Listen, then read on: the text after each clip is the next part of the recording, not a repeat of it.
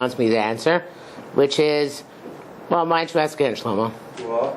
Ask the question again. The question is that people, like you make Moshiach, there's going to be glory and whatever, but my question is that it's, there's going to be a lot of people who are going to be embarrassed, and as the Medrash says, and it seems from Medrash that it's not really going to be so gloomy and glory as people make it, so why do we want it? Okay, so the question is, why do we want Moshiach? If it's there are a lot of, so to speak, it would seem detriments which are going to occur to us when Moshiach comes. So I think the answer is not simple, in the sense that a little kid is not going to understand it, and you have to be a little bit older, more mature to understand this answer. And the answer is, although kids anticipate Moshiach for other reasons, the answer is because you don't yearn for Mashiach for your own personal benefits. You're supposed to yearn for Mashiach because Hashem's name is being desecrated on an ongoing basis. There's a terrible Chil Hashem as long as Mashiach is not here. Because there is a mosque on the Temple Mount, there's persecution of the Jewish people, there is infighting among the Jewish people, there's a general lack of recognition by the world that God, the Lord of the Hebrews, is the God of the entire humanity. And therefore, so to speak, although we can't describe emotions to Hashem directly, Hashem, the Mekubalim speak about the Shechina being in Galus, and the Shechina having tsar from not being able to manifest itself. Now, again, this is a metaphor because Hashem has no emotions in the sense of Hashem, his Atzmus Ein Sof, in his very essence which we cannot describe. But Hashem allows us to relate to him, and told us to relate to him as if he does have emotions. And the emotion which Hashem suffers, so to speak, when we're in Galus, and when the Shechina is in Galus, when he can't manifest himself in this world, is Tsar. The truth is, the Nefesh Chaim says, the name of the Kisvei Arizal, if I recall correctly, that really when a person davens, the highest madreg of davening is not to daven for your own needs, of course. Not even to daven for the needs of the klal, although that's a higher level. But to daven for the Shechina which is in Galus. That the Shechina which is held back, which cannot be manifest in this world, should be able to be released and recognized by all of mankind. So this idea of the Shechina's Tsar, and the lack of capacity of Hashem to reveal himself, because we are jerks, is the idea of our yearning for Mashiach. We yearn for a time when, like we say in the second paragraph of Aleinu, Yakir Veidu Koyosh Sevel, everybody in the world recognize, everybody will bow down to Hashem, and any tongue will take an oath to Hashem. It's not because it's going to be better for us when Mashiach comes. It may or may not be better for us. Let's assume for a moment that it won't be better for us. But that doesn't matter. Because we're supposed to be concerned about Kiddush Hashem. And right now, it's a terrible Chil Hashem. So our yearning is that there should be a time when there is a great Kiddush Hashem. So just like in our personal lives, and they connect. Our personal lives, we're supposed to be yearning to make a Kiddush Hashem wherever we possibly can and whenever we possibly can. So too in our collective and communal and national lives, we want there to be the greatest possible Kiddush Hashem, which is why Moshiach is so important to us. Did I answer your question? Yeah. Any follow-ups on that one? Yeah. The question would be,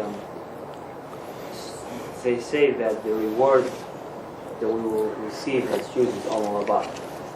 And my question is Olam Haba this eternal world, or is it more of a temporary and finite world? There are different definitions of Olam Haba. The question, while I'm raising this, I heard the rabbi mentioned that after the... you're not supposed to be concerned about Olam Haba. Well, I'm not. I just have a question of okay. Understanding, because people told me there was this internal bliss that you will have. And from what I understand... It's a machlokas between the Rambam and the Ramban. So from what I understand is that after year 6,000, you have the year 7,000 of like nothingness. And then after year 7,000, you either have like 1,000... You probably have like a renewal of the world, and you have to play the game again. Yeah, but on a higher level. Okay, but you'll have almost the same challenges. Well, it depends. What depends what cycle of existence we're in right now. If we're in one of the first 6 cycles of existence, then yeah, we have more cycles in front of us. So it'll be the same tar, the same pain. No, each cycle is a much higher level than the previous ones. So more pain and more tar. I don't know, pain, Tsar. Maybe the next world will work without pain and Tsar. What will be the purpose of the next world? To grow. So when we're saying Olam Haba, we're not speaking about... We could have done that here, by the way. Had Adam not sinned, had Klal Yisrael not sinned, it's our fault that we don't have that here. Do we have that in previous worlds also? No. Each world, the first person sinned. And I don't know. We don't know. All we know is that the other worlds were certainly not successful. so this one's also not successful. Yeah, but it's more successful. How do we know? Maybe we'll just fail at the end of days. No, because we have tzaddikim. There are a lot of tzaddikim in this world. The understanding is that the previous worlds there was no or almost no tzaddikim. Okay, so Moshiach comes, whatever happens, happens. Then the year 7,000 approaches, the whole world gets destroyed. We start the game again, if we will get there, on a higher level. Yes. And then what happens after that? There'll be another game. Or just Depends. It could be that the next one is permanent. But what's the purpose of having a permanent world? You mean, what's the purpose of having permanent physical bodies? Well, permanent physical pleasure. Well, that's what bothered the Rambam. Okay, pleasure. So Rambam said that it's not. You're right. According to Rambam, one has eternal neshama, but not eternal body. Okay. According to the Mekubalim, obviously, since God created the concept of physicality, a body is a good thing for human soul to have. And it should be a more refined body, but there has to be a body, because that is, for reasons best known to Hashem, the best way in which our neshamas can function. Okay, but if a person has a pleasure for, whether it be spiritual or physical pleasure by itself doesn't really get anywhere. Like here we have challenges, that's what pleasure is, passing the challenges. There'll be challenges there too. There are different kinds of challenges. So there will always... That's what Reb Tzadok says. Reb Tzadok says the reason Klal Yisrael sinned the Chet HaEgel is your reason. In other words, they were afraid that if they didn't sin by the Chet HaEgel and they didn't start going back to normal, so life would be boring. It's tremendously boring to be holy all the time. You want to look, what's thrilling? A roller coaster. You want to go up, come down, up and down, and all around. That's thrilling. They were afraid to be holy all the time is boring. They didn't trust Hashem to make life interesting, even though they're going to be holy. So they wanted roller coasters. They got roller coasters. That's what the sin was. So, with all due respect, because it should take as a compliment, I'm comparing you to the Dora Midbar. So what you're saying is the same thing. That since there won't be any challenges, there won't be the roller coaster effect, it won't be satisfying. I also feel that from time to time. But that's part of bitachon. To trust God that He knows what's good for us and what we're going to enjoy, and He'll be able to provide us with enough excitement, regardless of how much evil there is in the world or how much evil there isn't in the world.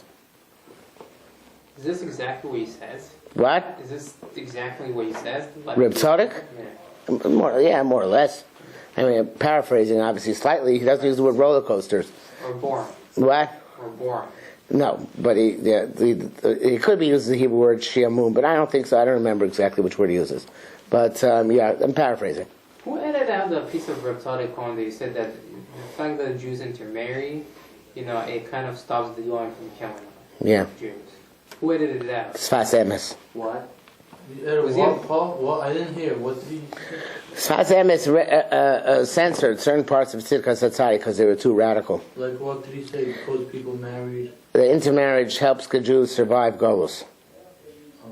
How does that help Jews survive Golus? Well, 2 ways. One is pragmatic, because once culture becomes so Judaized, like in America, it's much more difficult for them to eliminate the Jews.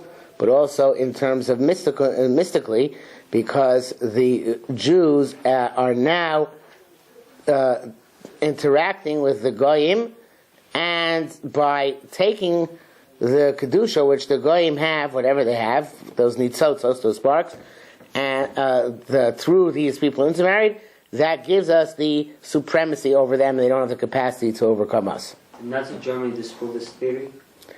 There was very little intermarriage in Nazi Germany. There was. No, relative to America.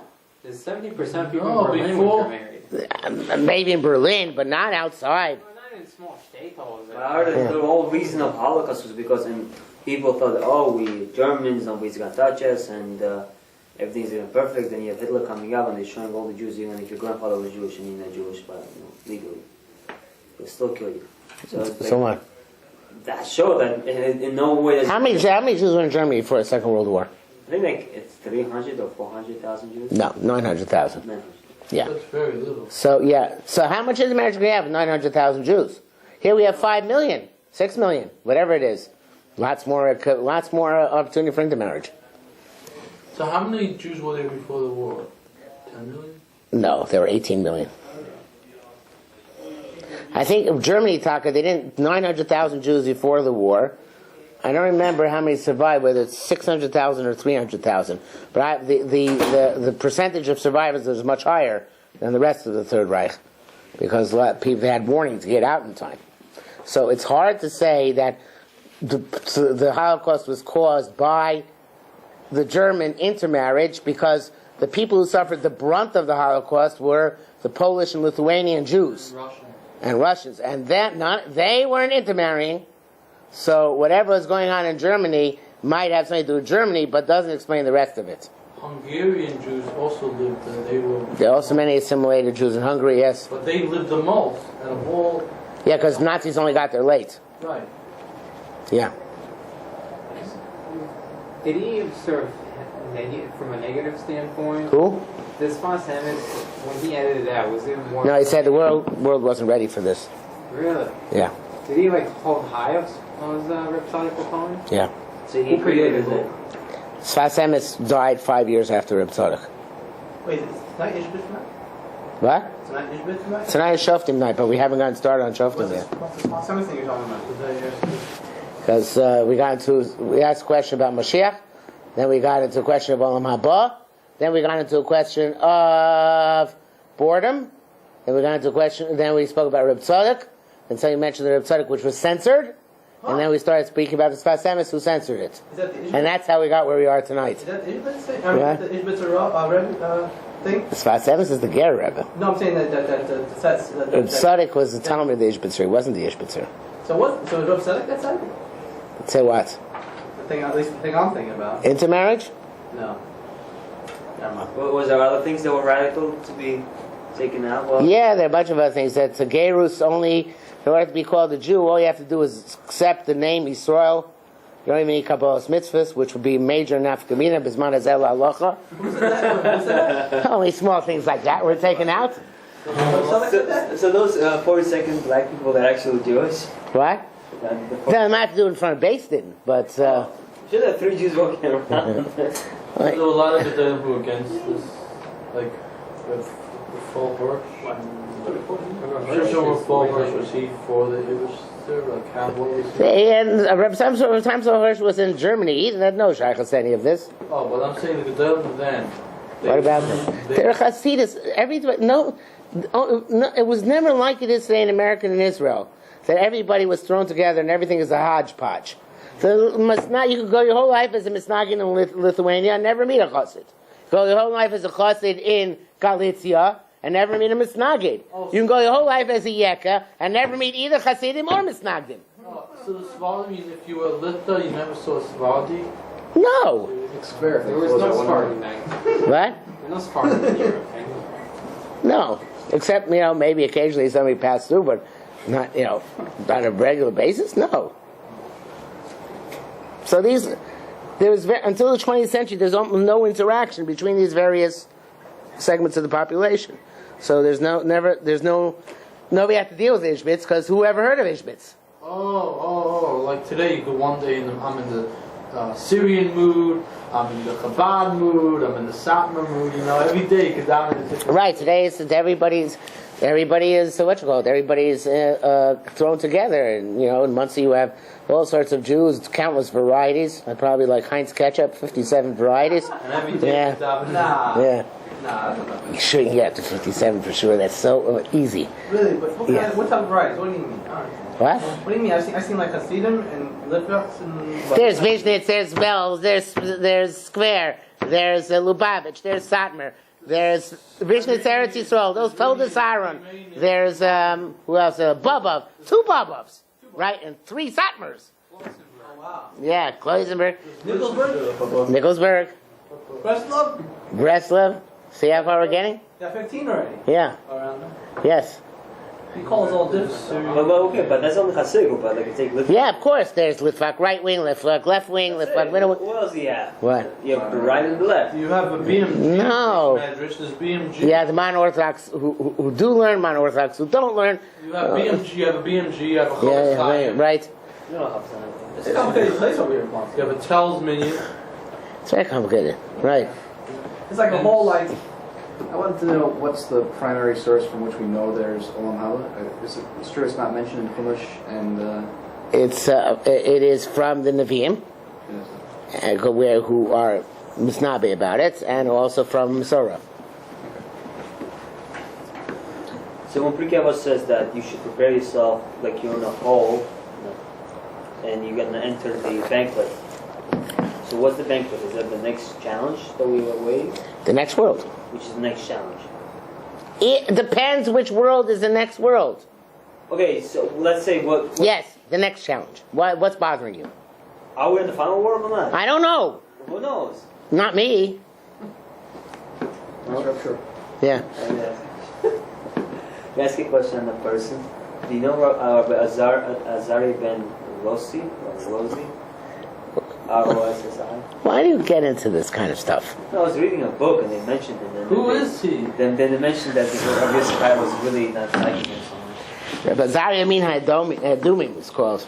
It was a Italian rabbi of dubious repute who would. Dubious repute. Not a good bad reputation. Yeah. Oh, he cheated? The Maharal goes to town on him because he dismissed all the Agaritas of Chazal, and he was a kind of like a free spirit, and he wrote also secular books, if I recall correctly. So everybody else wrote, even Ezra also wrote books. Yeah, but the thing is that the main thing was this Agarita thing, that he dismissed the Agaritas of Chazal. What do you mean ill repute? That means that he cheated? No. No, I didn't say ill repute. Did I say ill repute? Yeah. No, I Dubious. No, said you said dubious. dubious. I said dubious, yeah. What's dubious? Questionable. I thought you said Doubtful. I guess I heard you. So what's so bad that he wrote exactly? I've never read his stuff. Oh. I'm not really interested, but I can point you to people who are experts in this if you really want to know. Somebody in the yeshiva? No. Yeah. So connecting this, is there? Oh, what's one? Shabi might know. So connected to this, is there a statement that's made that like if you say that one word of Chazal like is wrong, then like you're an apikoros? Is there something a statement like that? No. No. No. Or no, to say that it's not from Torah Misina. No. You Have you heard this thing you before can't- though? What? Have you ever heard this type of thing? Yeah, but it's nonsense. Oh, where'd it go? I've You heard can't about say a this. person's an apikos because you say Chazal's wrong. I'll bring a riot to that. Because Chazal says that Chazal is wrong. A lot of times they say that. Well, you can't. You could say the about Agaritas. You can say that you don't accept them and nevertheless get Olam Haba. What the Maharal was saying is that Azariah de Rossi was a dummy. He didn't understand the depths of Chazal's Agaritas. That's why he dismissed them. It's modern Orthodox. The Okay. heaviest stuff in Talmud, isn't it, right? What? The deepest stuff in Talmud is not God, isn't it? Yeah, but some people have taken the view throughout the ages, this very day, that Agarita is insignificant and really is not worthy of our study and not worthy of our attention, and that it's like Verklach, that it's not something particularly But in profound. yeshivas, sometimes they skip them. Yeah. Right, and Shivas, they usually skip them. It's terrible. But they skip them. They don't say, "Oh, this isn't like in part of Gomorrah. This is not Torah Misina." No, they just ignored it. Yeah, that's different than what this guy did. Right. Right now, all right. It's still terrible. Do you have to believe that it's a literal? You have to believe that the literal you have to believe a God as being literal? Like No. Anybody who believes a God is literal is an idiot. Doesn't want, but I thought that's one commentary, so you have to take it as little and then No. That found could it? be true. No. No. Really? No. Uh-huh. So, but wouldn't that be not be taken at least in the simple way, like the way, way? They're not meant to be taken the simple way. So you don't have to, Yeah. So but when people learn them, they seem There are some rabbis throughout Jewish history who've said that God is supposed to be taken literally. Yeah. Those rabbis are extreme minority. Where do they get that opinion from, though? What? Where do they get that? Misplaced emunas chachamim. Oh, really? Yeah. Oh, wow. They made it up. So wait. Because I once had a rabbi. I said to him that like there was more above of the and he did I think not Hortus but Hortus, right? And he put like a crown of thorns on his head. So I said to him like this nice this nice idea like like my rabbi. No, that's different. See, what that rabbi of yours was saying, or that rabbi, was that when a chazal give over a historical agaritza, then that agaritza should be true. Ooh. In other words, and this really requires a sensitivity which I have never been able to impart or describe. But eventually, you develop a sensitivity when you know Chazal are trying to tell you historical facts, and when you know Chazal are trying to tell you an allegory and a metaphor. Well, when Chazal say like in Olam Haba there's going to be a big screen and this is going to happen, They don't speak about big screens. I don't know what they speak about. But when they don't speak about screens. Okay, but when they speak about in Olam Haba, is that It's metaphorical, yes. So if I was to ask a rabbi, how tall was Moshe Rabbeinu? He comes out with an answer that he's 10 amos tall. Is that misplaced? No, because 10 amos is not irrational. Is it 20 feet? First of all, you're going to call it the Chazon Ish. No, okay, fine. Okay, wait. 16 feet. Okay, 15 feet. Yeah. That's still almost no. In the olden days, it was different. Maybe they were different. Yeah, this before global warming. The Rambam says that science was different, that people were taller. Yeah. But anyway, that one is not so different. It's true the Maharal says it's symbolic, but that one I wouldn't have so much trouble with. When people say that Bilam lived from Paros, from Yaakov Avinu's time all the way to that's 1,000 years. Right. What about the one that Og is like this giant? No, it's not literal. Well, how do you know? Because it says that's where the Moshe Rabbeinu is being 10 amos tall from the Og. I know. The word giant. So if you don't take Og literally, how can you take Moshe Rabbeinu literally? I don't. Okay, but so I asked you. You don't take either? What? You don't take either. I asked Rosh Hashiva this question, and he said that it's possible because there's some halachic ramification the Gemara deals with it, so it's possible that it's not so pashut as to be allegorical. Okay. But even then, how do you know that the Gemara? They were speaking about that the shear of eating on Yom Kippur. No, they were speaking about where they bring the carbon on the altar. So they're saying that there's machlokas where where you were supposed to carry it. How tall was that? So there's an opinion that it was 3 amos of the ground, and there's an opinion of like 10 amos of the ground. I think so. So if 10 amos of the ground, or like 6 amos of the ground, how tall were you supposed to be to carry it actually? And there's something about if you go over the Rishut Harabim and stuff, you change the Rishut. But even then, that might have just been. Can you take that Gemara allegorically also? Like, yeah, take a little. That's in Chumash that they were carrying the Mizbeach. In the Chumash it says shot 3. It doesn't say anything else. What? In the Chumash it says 3. That it was only 3 amos. The whole thing was 3 amos, and between the yeah, but the man holds 10 amos to say that's the Pshat Chumash. Yeah, but it's not from Lashon Chumash. Yes, it is. He's saying that's how to understand Lashon Chumash. So maybe he's just trying to play the mental exercise games. That's what I'm saying. You have to have a certain sensitivity which you only develop over time. I don't have I really wish I could quantify it, but I can't. I don't know how to quantify it. Are there works written to say this is to take literally, this is to take? No. There should be. Maybe there should be, but then who says that guy's right? Right. There should be some rules and like. But there aren't. They are. Like there are rules that Hazal. Where are these rules? I was reading Rabbi Tzvi Hirsch Hayes books. So. He made up his own rules. Okay, but at least they make sense. I mean. Fine, they make sense, but those are his rules. But you can make up your own rules, right? We'll call them the Messiah approach. You know. I will. Okay. Kol hakavod. So I can do that with Midrashim over which ones I choose to believe and which ones I think are more. I think the two of you should work together on this. Because I've been using like whoever sounds like, whatever seems more like it's in step with like other things that happen in the Torah is probably true. Whatever is not in step is probably metaphorical. It seems reasonable. My rule of thumb is that any chazal which seems to be historical, I assume is historical until proven otherwise. Any chazal which is not historical, like the classic example are the Agadatas of Rabbi Bar Chana's travels at sea and what the wondrous things he saw at sea, or Gemaras and Baal Basra, right? Those are clearly not meant to be literal. What about that rabbi that wrote that book, Mystical Creatures? He was put in Chayim. He said, I read the book. I don't know why he was put in Chayim, the zoology book. Not because of that. It was ridiculous. He was put in Chayim because of me. Oh, really? Why? What did you do, Rabbi? You didn't know this? No, he didn't write. He didn't mention your name when he was writing the deed. No, because I didn't instigate the Chayim directly, and I feel bad with it. I didn't do anything. But what happened was, Third degree murder. It was a third degree murder. on the Avoda mailing list, which is a mailing list which is not so active now as it used to be before blogs, where it's a from mailing list of people emailing various different topics back and forth. So one of the topics that came up was the Mabul, because there was a fellow, quote unquote rabbi, Orthodox rabbi, unfortunately, named Schubert Spiro from Cleveland, who published a number of years ago an essay in which he contended that the Mabul never took place. And the Mabul can be understood allegorically. And I recently, by the way, published another essay, of course, saying that Gan Eden never took place and it's allegorical.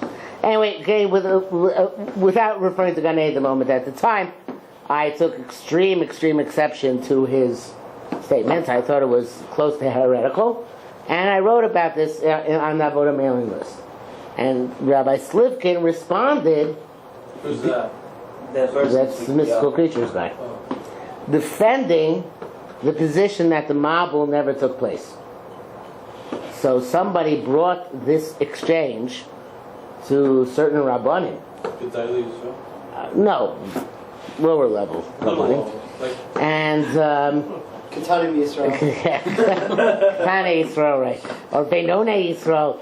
So they brought that to the Ktane or Benone Yisrael, and the Ktane Benone Yisrael then went to the Gdolei Yisrael and said, "Look, he's not Bikares," and therefore they put him in Chayim. But is he really? So it's actually not in the book so much as in the email exchanges. Right, because people who read it just think that people who read You go do Google search, H-Dots, Beckhofer, Slivkin, Flood. Go ahead. You'll find it, yeah. But he didn't put that in the book. But did they have? No. But Because he did something with a Chazal or something. So like, What? I thought he said something like Chazal aren't the necessarily scientists. So like. Yeah, the ostensible reason books are put in Chayim is because he said Chazal didn't know science. So what? But that's not enough. It wasn't. That's not We don't call him a reason. scientist. So what? Yeah, but that's the real reason was the flood, the Mabul. He Was says it good enough reason to do that? what? Like, is it? Might not be it that. was like, it meant what they did. What do you mean it He meant? deserved it. He deserved it. What? But he couldn't inherit. I'm not addressing that point. I'm saying, but the rabbis who did, they like looked over what he said and they looked over the sources that he said and it was like, no, we're not buying it, or He didn't like, have any sources. Oh my God.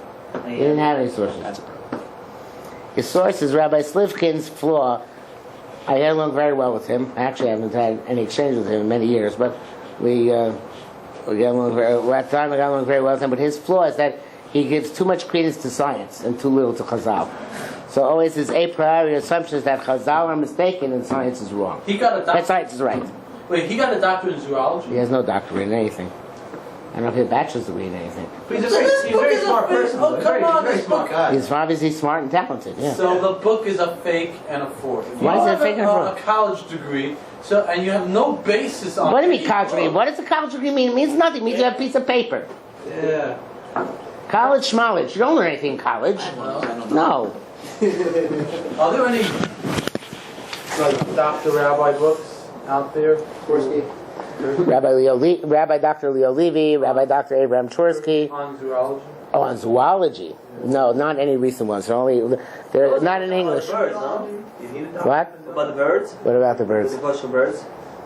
Is there a book on that? Yeah, there's a book on it. It tells you which birds are kosher, which is some money on, and which are not. Okay. Not very much, certainly in any event.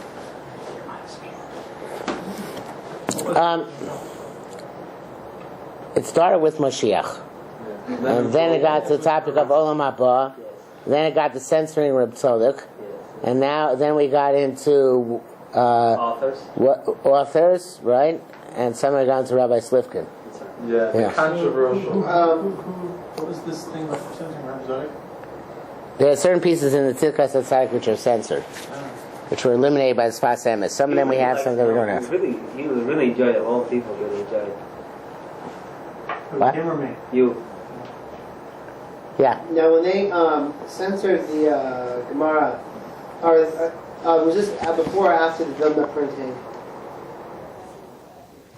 Before and during.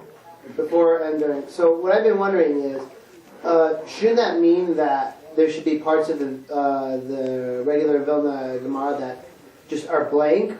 There are. I mean, they are literally blank. Like they skip areas so we know how much is missing? No. Have we ever, like... There's a lot of empty space in the bottom of the page. Have we ever, like, put these things into the Gemara again, or no? Yeah, modern prints do, very often, yeah. Do we know everything that was taken out in the first place? Or? I don't know if we know everything. We have no way of knowing if we have everything, right? So, but we know a lot of stuff. I'll tell you what happened. What happened was in the 1970s, I read this in the art scroll. They found in the cardinal, someone went back to the cardinal, and they told them certain things that was taken out. They went to who? The cardinal to They went to the Vatican. They went to Oh, yeah? Yeah, so that happened in the 70s, but who said they told them everything? They got certain things. I was told there's a rabbi in Israel that has a photographic memory, and he actually got into the Vatican, like looked at like a whole bunch of Sepharim, and then brought them back and reprinted them in Israel. Sounds cool. Sounds cool, right? Yeah. Makes good stuff. Yes. So would Reb Tzadok hold that today's like Reform conversion is a real conversion? No, because you ruin it if you actually accept Reform Judaism. If you accept Judaism, then that's conversion, according to Tzadok. So you accept to be a member of Klal Yisrael. What about mitzvah? Without any adjectives. Normally you put an adjective on it, Reform, conservative, that detracts from that acceptance. But Beis has to research like exactly, what's the intention about that. You can't just Yeah, but the basin could be nowadays 3 Tom, Dick, and Harrys. Right, so instead Tom, Dick, and Harry don't know anything, the guy comes and Why not? Jewish. So Tom, Dick, and Harry convert him. That's not a real conversion. That's what you say. Reb Tzadok says differently. I thought the stone halacha was that, well, I don't practice it, but the stone halacha is that 3 guys, you get 3 bachrim together and you can have a place to. So, right. For marriage, you don't need any. Okay, I understand the purpose of denying recognition to conversions that were done in such a way. I understand that, but how do they do it? Halachically, they just say, "Well, we know the halacha says you're a Jew, but we're not going to recognize you." Because the standard understanding of the halacha is not like Reb Tzadok. Is that you need Kabbalah's mitzvahs. Yeah, well, suppose that they say that I accept the mitzvahs. Yeah. So the people who are on the extreme right, who passed the conversions en masse recently, believe that they know that these people are not sincere. Who? Wow. How do you know that? Do you What? ask people hearts and check that out? Who wasn't sincere? I didn't get it. Who wasn't sincere? There was a big machlokas in Eretz Yisrael, a big political issue a few months ago. Months ago? I think a year ago. What? That recent? Maybe it's a year ago. I don't know. Time flies. So About who? about the conversions initiated by Rabbi Chaim Druckmann. What's the problem with that? The problem is that he was converting people wholesale. Oh man. Was there a money issue behind it? Was he being paid to do so? No. Well, what was that whole issue with the Ethiopians in the 1960s? Why weren't they? But I know a case.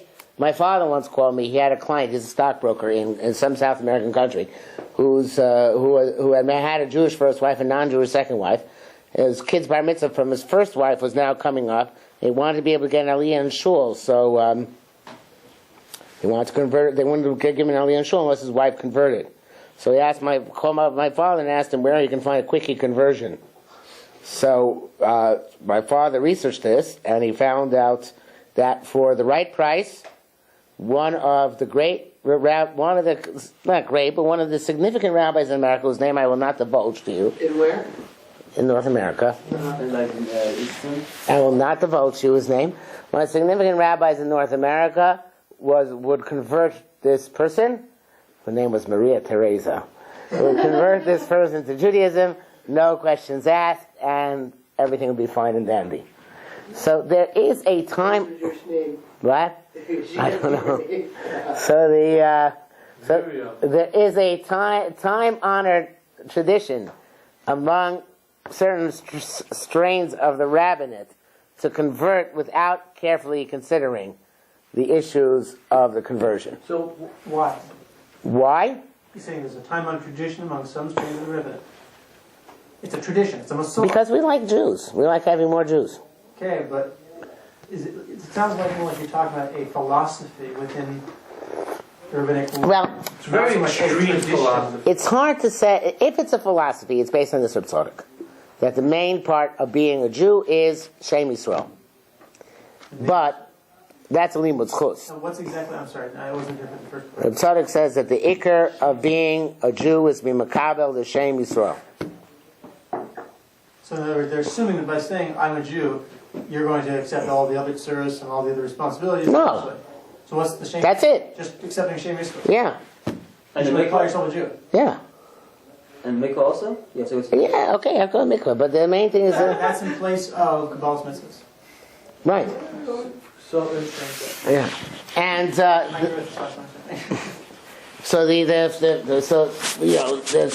that would be if you held philosophically.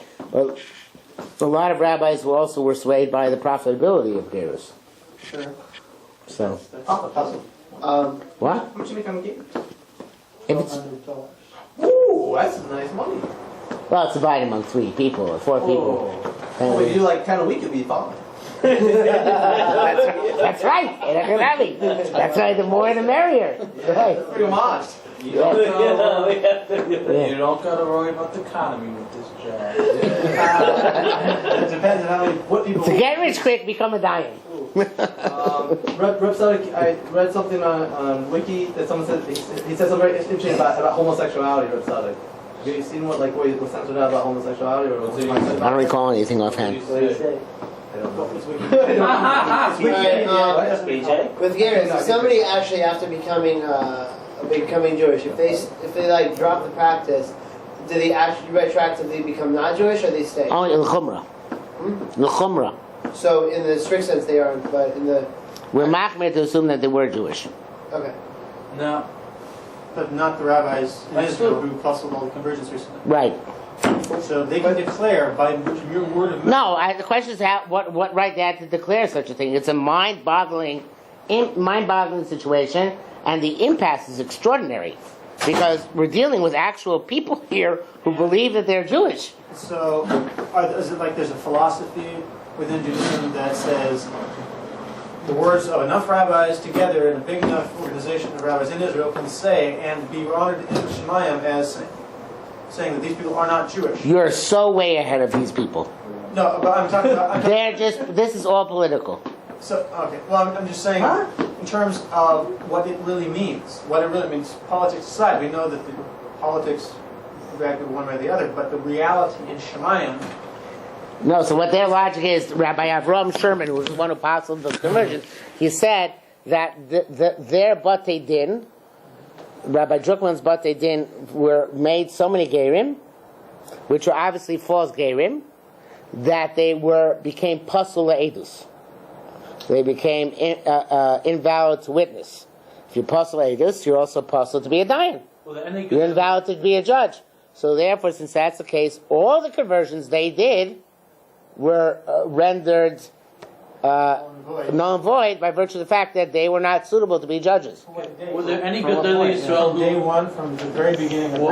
Maybe day 3, I don't know. How long was this? Years. This basically was operating for like 10, 20 years. Whatever it was, yeah, tens of thousands of games. So within so what about all the children? What about all out? It's a mess. Big mess. Wait, what did the Gedolei Yisrael say about that? Well, Israel say, I don't know. They didn't say anything. This is just 101. These are not the Gedolim saying this. What do you mean there's not? But these are the ones who run the system. I know, but what's Sherman, Rabbi Sherman, who is he in the beginning? He's a Dayan in the system. So why don't they go to Rav The Yashiv? Israeli rabbinate. Okay, so They should've- his chashivas is based on his position in the state-appointed system, not necessarily, Yeah, but the state runs the marriages. but not necessarily in the constellation of Gedolim. No, he would also be regarded as being a significant Rav or Posek. So anybody above him could question him, anybody below him. Yeah, but we don't have above and below in Judaism. Yes, we do. Rabbi Yashiv could say, you're wrong, you're right, and people will respect. Yeah, but only if they choose to, and you cannot get a straight answer from Rabbi Yosef nowadays. No, now, but because too many people around. because now he whatever. There's still a Rav Rebbe who's one of the Posek Adors, Rebbe Gross. What?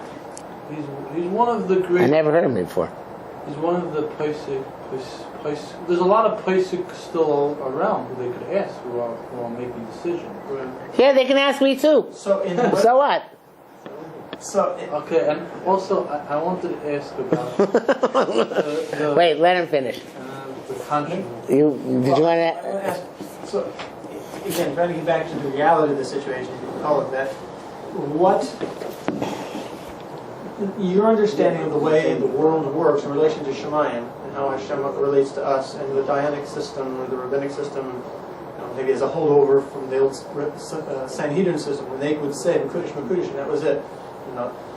What part of heaven, to put it in crude terms, will these Gerim, maybe one of whom of the tens of thousands is sincere, will not be able to enter or whatever? And in other words, I'm just trying to get a fix on what the actual, if to whatever degree you know, what the actual spiritual It ramifications. is my belief, personal belief, that any of those Gerim who really were sincere in their Gerus are legitimate Gerim.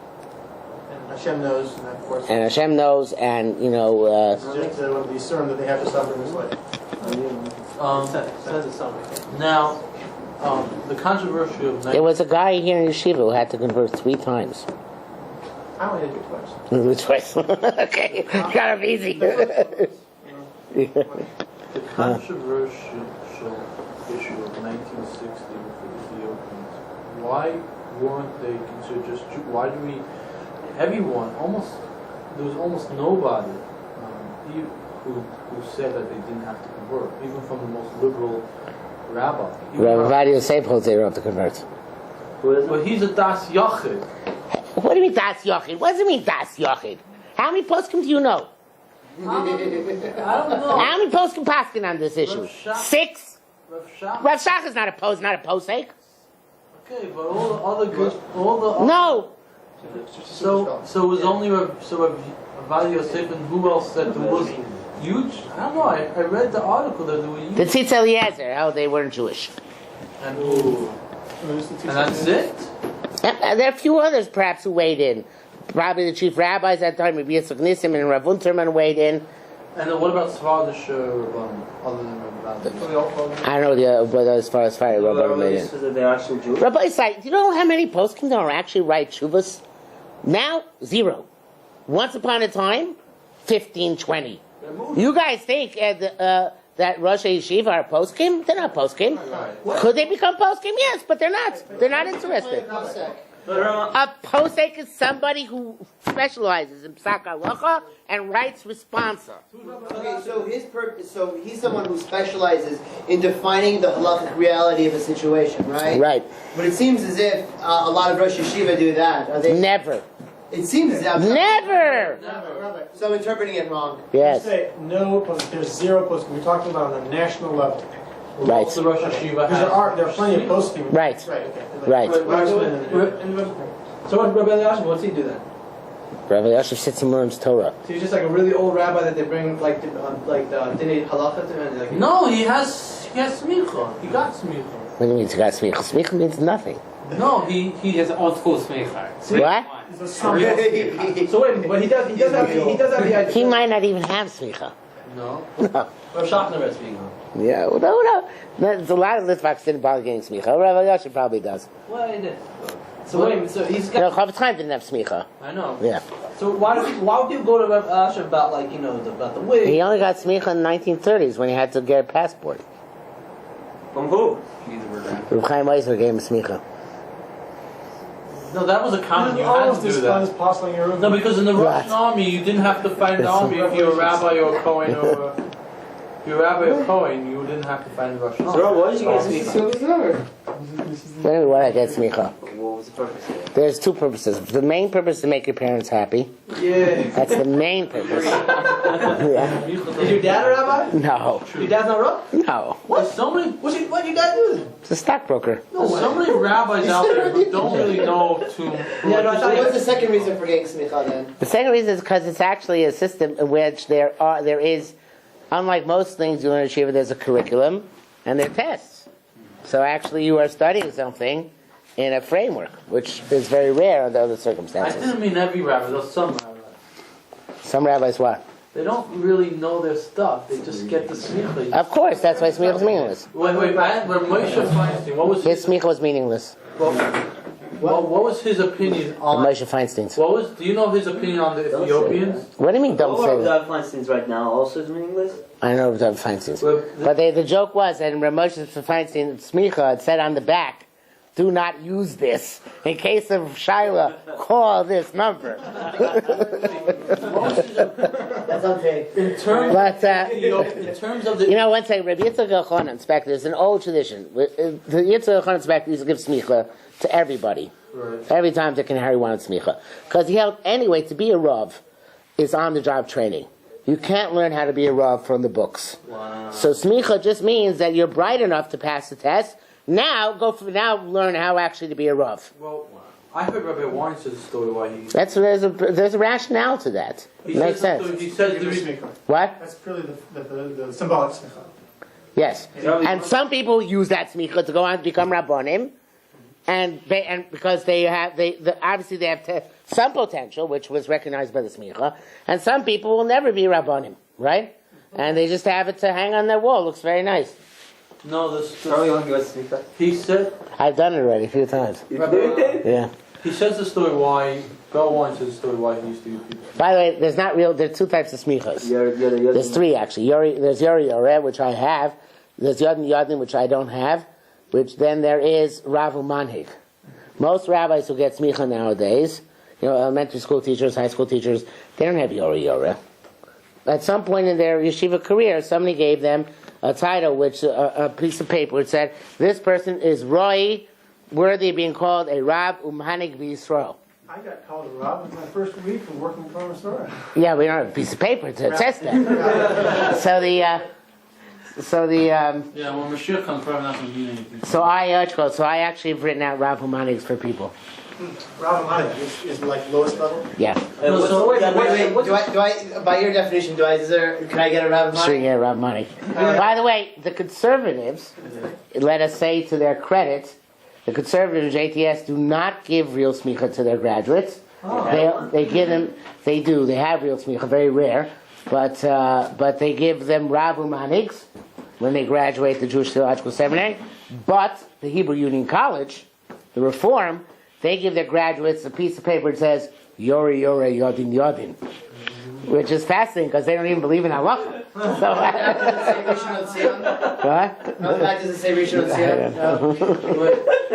What is Yodin Yodin anyway? Yodin is the authority to judge Choshen Mishpat and also under certain circumstances, but usually not. It refers to your ability to write Gittin. Wow, that's complicated. So again, it's subject to abuse because in America, if you go through the Chofetz Chaim system, you get Yodin Yodin automatically. There's a lot of years though. That's a lot. Yeah, it's just years though. No, why? But they know a lot of stuff though. They know a lot of stuff. 13 years of learning. It's not a specific expertise in halacha though. Oh, okay. And in Yisrael, the way it used to be when I was there, is that if you finish shots, you got Yodin Yodin. Ooh, really? That's so? Yes. These art school shots can finish. They didn't have art school back then. Shockingly enough. You're reading There's free art school. So the rabbi, this rabbi I know in Israel was a place who did like a siyum on all of Torah, like what that means, like the midrashim. So he seemed to know Hoshe Mishpah. I think he was a Dayan to some degree. Like, so he was like real like heavy hitter. Real Dayan, mostly in Eretz Yisrael, yeah. Really? So when I said to him like, if you came to America, would like rabbis really be rabbis next year, or like would they just be like, just guys that learn a lot? Like, because I wasn't sure if I was asking the right thing or not, but it'd be kind of true, wouldn't it? Like to a certain degree. Like he'd be like real heavy hitter. Now, okay. what was Moshe's opinion on the Ethiopians? Do you know his opinion? Moshe never wrote an opinion on the Ethiopians. Oh. What was He might have been asked, but never wrote. Why you speak? Is that like the Steipler and Rav Shach came out not about the Ethiopians. They came out about the Bnei Yisrael from India. Oh yeah. And then there was a Russian group. There was a Russian tribe also. There was a Russian tribe who came from Russia who weren't sure if they were from the lost tribes. I read about. What? Yeah, but these are the lost tribes. I mean, Bnei Yisrael was an issue, a different issue, and there was a big machlekes on There was that. a few different. Yeah. why you speak like that? Legit? What do they give you? It's your Yura, and you can go on to get Yod Yodin. It's just as legit as any other smicha in America. Is it good smicha? Like, are you talking about it? Why you rabbi? You can come out of why you smicha very knowledgeable, and come out of why you smicha ignorant, just the same like any other smicha in America. There are exams that you have to pass. Authentic smicha, being a samach, right? No, it's nothing to do with that, right? Nothing to do with that. Is there an Ivy League of smicha? In the Meir, when I was in the Meir in Brooklyn, the way it used to work was that every week you used to take a bechina what you learned the previous week. So no long-term memory was required.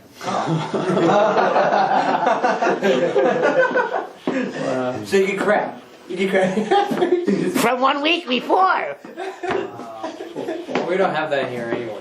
Yeah. Okay, no. They need this at all. What does Stipler say about B'nai Menashe? Not B'nai Menashe. It's B'nai Yisrael. B'nai Yisrael is Indian Jews. They're called B'nai Menashe. No. B'nai Menashe are in recent developments. Oh, recent development. B'nai Yisrael goes back to the 50s and 60s. Aren't all of us B'nai? No, but there was a specific group of Indian Jews who are called B'nai Israel. So we say, B'nai Israel. alright, there's a split between them. B'nai Israel. Right. Each one calls the other one slaves. They're the Cochin Jews and the B'nai Israel Jews. And each one claims that the other one were their slaves, halachic slaves. And therefore not suitable to be Jews. So what's Stipler say? They were that budim knanim of the other one. And you can't both claim that. They do. That's illogical. Well, logic. What does that do with logic? Okay, but even in Evan Kanani, after he's released from his from being a slave, doesn't he still have to follow the laws of like the same as a Yeah, woman? but he can't intermarry. He can't intermarry. He can't intermarry, but he still has to follow the same laws as a woman. Yes. A couple other things about this, which is that the Bnei Israel also, they didn't have any, they didn't have right proper gittin. So therefore they didn't write proper gittin, so therefore there's a Shiloh Mamzerus, because could be their Kedushin was good and their gittin was good, was bad. So the thing is that some people claim that they had the general Indian minhag. The general Indian minhag is if you don't like your wife, you burn her to death. Oh. You don't. Divorce not necessary. It's that saves their bacon. What? That saves their bacon. Right. The fact that they held by that also. Yeah, it would be good for them. But did they stand by it? How did they hold by it? How are you a kosher Jew and hold by burning your wife? A lot of things legit. You know, if you hold that wives are accessories, then that's easy come, easy go. It's so far out of the solar system of halakha that if that is where they're saved from the given issue, it's like I am definitely a Cohen. Why? Because I killed everybody else in town. That's not what they themselves claim, by the way. They themselves claim they just never divorced. Which there's probably some truth to that, because then they have Cherem the Rabbeinu Gershom. If you didn't like a wife, get another one. Okay, so they can be a. Okay, can I ask a question on conversion? Sorry. If I have a non-Jewish girlfriend and the Beit Din does not allow her to convert, can I make her my slave and then release her, and then will she be Jewish? Ooh. Yeah, but they need a Beit Din to convert to slavery too. Why? Because that's halacha. To be a real Eved Knani requires a mikveh. Whoa. serious? Wow. Yeah. That's a. What did the Stiflers say about But I'm sure it's easy to get to be a Stipler said Bnei Yisrael are also Abba they can't marry regular Jews. What about this? What about this? The Rabbi said they're okay. So they all agree? Or he said it's okay? So Did they reconvert them? No, according to Rav Shach and the Stipler, reconverting the Bnei Yisrael would not do any good. Because they already were Jewish, they just messed up, either because they were Avodim or because of their divorce laws. And you can't McGuire a mamzer. What? Is that what they're saying? They can't. Yeah, Mamzeris is a problem. The Ethiopians, so the Ethiopians, there are many poskim who are willing to regard them as not Jewish, which is a leniency, because if they're just not Jewish, they can convert. No holds barred, right? So they become like modern day Gibeonites? Come on. They become like modern day Gibeonim? Well, Gibeonites converted under false pretenses. I mean, in other words, they become sort of like a subclass within Israel you can't do anything with. What do you mean? Like If they hold that this group, that Bnei Israel, are all Mamzerim. No, they're not the Bnei Yisrael. Bnei Israel. Yeah, They so become like modern day right. So groups with. so it's a big problem. There's a big problem with the Indian Jews who are of Indian descent. They're also Indian Jews of Iraqi descent, who are the ones who started all these problems to begin with. But the Indian Jews of Iraqi descent are not a problem. And the Indian Jews of Indian descent, who hold they were there from the time of the first base of Mikdash, they have big problems. So most of them join the Sephardi community, in which they're accepted. But if they ever try to join the Ashkenazi community, big problems. And now, what about the Russian Jews? The ones that have been flying into Israel since like the 80s. I mean, they're. Do they really think they're Jewish? That's one thing. Because a lot of them came in because Israel has the same laws as like the Nuremberg laws in terms of letting people into Israel because they're Jews. Nuremberg laws? You know, they say that Israel grants asylum to any Jew, Right. if they would fall under the definition of Jew by the Nuremberg law, by like the laws established in Germany during. No, that's not true. That's not true? No. Well, if your grandfather is No. Jewish, why shouldn't? I No. thought they were flying in. No. Yeah, your mother has to be Jewish or you have to convert it. No, it's not true. No, it's It's not not true. true. It's not true. They're flying in. I know a lot of people who. Because the Russians asserted that they were Jewish. Or they were married to Jews. Oh, so they. Alright. But wait, I thought a lot of them came in because like they had a Jewish grandfather. Yeah. Or something. So they claimed they were Jewish all along. But no, but the thing is, like, my understanding is a lot of them claim they had Jewish grandfathers. I could be right. I'm not aware of that. The law of return, as written, I believe, says that your mother has to be Jewish or you have to be converted. That's what if I recall. Maybe I'm mistaken. Yeah. Oh, it's a very big mess. I mean, this is one of the reasons why Moshiach doesn't come. Huh? Doesn't? Yeah. What? This is one of the reasons Moshiach doesn't come. Why? It's a mess. So that's How why are you you had going to to fix fix it. it? That's why we want Moshiach. No, that's what you So we say to God, listen, God, we can't. This is basically what we daven. We say, God, we cannot fix this on our own. Can you please send Moshiach to help sort it out? What's one thing I do? What's one person Sort of about? else, actually. What? I straightened the thing up. You were going to ask a question. Go ahead. Yeah, but it's like, let's say Mashiach comes, what is he going to stand in a line where 6 million people pass? No. Says explicitly he doesn't do that. Yeah, why not? We don't hold He only is matir, not as an aser.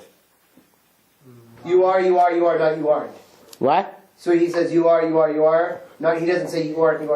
Right. No, he doesn't say anything. What mom's there? Yeah. What mom's there? Weird. But anyway, when Mashiach comes, he'll tell us what we have to do. You know, he'll tell us that I assume since I assume that things will be much better when Mashiach comes. I assume that because you have to also know that when Mashiach comes with Eliyahu Navi, then we get back real smicha. When we get back real smicha, then the leeway in Judaism is extraordinary. Why? We don't know that. We don't realize that nowadays. We think Judaism is a very highly strictured religion because we have no Sanhedrin. So therefore we can't change anything. We have Sanhedrin? We can turn the religion on its head. Hold on, question. My understanding is that for a based in, and this, I'm sure this is an answer to this, but my understanding is that for a based in to overturn a ruling of a previous based in, it has to be not just a beis din, smuchim, but a beis din that was better or higher in knowledge or righteousness than the Yes, previous but beis din. you remember, we're the religion that brought you loopholes. So you want to know the loopholes in this statement is? Yes. You are correct, in theory. In practice, first of all, if a takona has not been kept, so basically can annul it even though it's not as good as previous beis din, they just take it off the books, right? Also, that's only specifically about takonos. But the raisas, a later beis din could change even if it is less than the previous beis din. Wow. Say that again. Derisas? You can, hold on. Derisa is, you can go in and say, Ve'ahavta. Your drasha, the way you darshaned, your Cholov v'chomer, you the beis din Rabbi Yehuda Nasi, we the beis din of Beckhofer, are going to cancel. We don't like the Cholov v'chomer. I like it. My husband laughed at it. That was worthy of a 1930s villain. Thank you. I'm acting for the cameras. Yeah. So say it again. From Takana to Oraisa. I want to hear this. Takana, a base one later base can't be mavad to Takana of a previous beis din, unless it's greater b'chochma minyan. And then there's this loophole that, however, Takana is no longer operative, so they can nullify Can you it. give an example? Just Cholov Yisrael. They could say, no, people don't keep Cholov Yisrael today, so forget it. We're just going to annul it. You mean all those people who are talking who can't carry a tune in a bucket, that they're okay too? What? Because it says in the Kitzur Shulchan Aruch that you have to have a nice voice. There's a number of things that you have to be. No, those are only in the Chatchila. So what? Yeah. You don't have to know 70 languages. It's only in Chatchila. It's not necessary. So then, the other loophole is that's only, although it's not a direct loophole in this, but an important point, in the Rabbanans, a beis din can't come and annul takon a previous beis din unless they're greater. But in Doraisas, a later beis din come and say, no, the drasha you darshaned? No.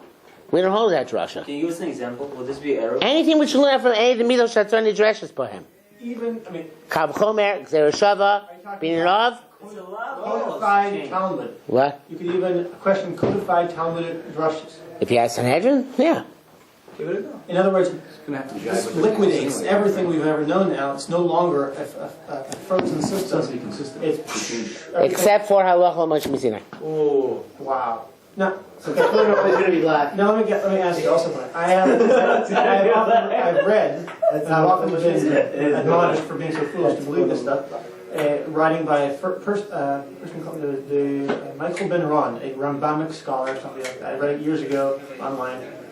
He said that according to actual halacha, the only universally binding halacha, which was recognized by Klal Yisrael, were the halachos that were established by the court of Rav Ashi, which was the last universally recognized beis din. Everything after that point is minhagim, which really don't have 100% binding force on all. It's not true. Not true. It would be true. It would have been true if not for the universal acceptance of the Shulchan Aruch and Ramah. There's the Shulchan Aruch, the page of Shulchan Aruch, not just Shulchan Aruch and Ramah, but with the Shach, with the Taz, with all the commentaries, that was universally accepted. So much. Changed. What? That could be the old rewritten after the new beis din. Wait, what if I don't? Yeah. So unless we have smuchim, unless you have real smicha, you cannot overturn the Shulchan Aruch. But was the Shulchan Aruch? See, I think he dealt with that question. I can't remember how. The idea being that the Shulchan Aruch, I think, was not. Well, some people don't hold by it, like certain Timanim. No, but perhaps. Okay, so they're excluded, but how small a group does it have to be? How many numbers? 100 Jews, not 70 it has to be a location, a region. Okay. It would have to be a region. So nowadays, I don't think that that's true. The Yemenites no longer live in Yemen, and they're living amongst the rest of the Jews. I don't know if that's still true anymore. But in any event, the point is like this: the Shulchan Aruch became universally accepted, and therefore, just like the Talmud Rambam was not. So just like Talmud Bavli became a benchmark, later his Shulchan Aruch became a benchmark. Even though it was Rabbi Yonasan Eivshitz writes, that's why he writes that in Choshen Mishpat, you can always, if you're in a court case, say Kimli, I hold like this opinion. Even if 99 opinions are against you, you can say, I hold like this one opinion. And since I'm motzi michaber love a raya, I have to bring evidence, I have to prove that one opinion wrong. If I can't prove it wrong, I'm stuck. Even though 99 are posted on my side, one is on your side. So it says the Rebbe Sanchez, but that's only an opinion which doesn't appear in Shulchan Aruch. An opinion which is not negated by the Shulchan Aruch. An opinion which is negated by the Shulchan Aruch is, you can't say Kimli. Since the Shulchan Aruch is clearly in Baruch HaKodesh. So the Shulchan Aruch, but it wasn't even a base unless you consider the different. It's not because of Yosef Karo was Rabbi Yosef Karo, or Moshe Islis was Rabbi Moshe Islis, but because Klal Yisrael accepted Rabbi Yosef Karo and Moshe Islis as their benchmark of halacha. They're also great people. That's beside it. They said it about Ruach HaKodesh. I know, but they were not a base. Okay, I'm sorry.